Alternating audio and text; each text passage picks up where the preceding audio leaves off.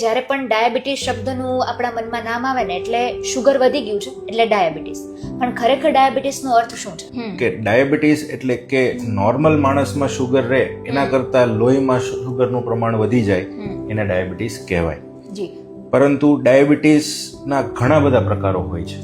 અત્યારે આપણા સમાજમાં સૌથી કોમન જે ટાઈપ 2 ડાયાબિટીસ છે, ઓકે. જે જનરલી વડીલોમાં એટલે કે 20, 30, 25 વર્ષ પછીના લોકોમાં જોવા મળતું હોય છે, પણ હવેથી નાના બાળકોમાં પણ ટાઈપ 2 ડાયાબિટીસ અમે જોઈ રહ્યા છીએ અને એનું મેઇન કારણ લાઈફસ્ટાઈલ છે.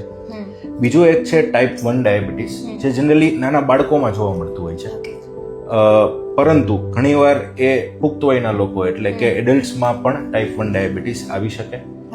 એને લાઈફસ્ટાઈલને બહુ સંબંધ નથી, એના થવાને અને લાઈફસ્ટાઈલને.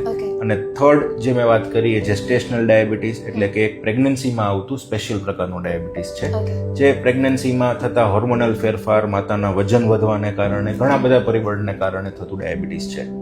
આના સિવાય અમુક રેર પ્રકારના ડાયાબિટીસ હોય, એમાં મૂડી ડાયાબિટીસ આવે, અમુક પેન્ક્રિયાટિક ડાયાબિટીસ એટલે કે સ્વાદુપિંડ જે છે એ સંકોચાઈ ગયું હોય, એના હિસાબે થતું ડાયાબિટીસ વગેરે હોય છે. સામાન્ય લક્ષણોની જો આપણે વાત કરીએ તો એવા કયા લક્ષણો કે જેના પરથી શંકા થઈ શકે કે કદાચ મારે ડાયાબિટીસ હોઈ શકે? ડાયાબિટીસના સામાન્ય લક્ષણો તો કે વજન ઘટી જવું, વારે ઘડીએ યુરિન એટલે કે પેશાબ લાગવો, ભૂખ વધારે લાગવી, પગમાં શરીરમાં થાક લાગવો, આ બધા કોમન લક્ષણો છે. અમુક વાર કોઈ ઇન્ફેક્શન થયું હોય, કોઈ ઘા થયો હોય તો ના રૂજાવું, આ બધા એના સિમ્ટમ્સ છે. પરંતુ મોટા ભાગના ડાયાબિટીસના દર્દીઓને ડાયાબિટીસ જ્યારે એમને ખબર પડે છે ત્યારે કોઈ લક્ષણ નથી હોતું.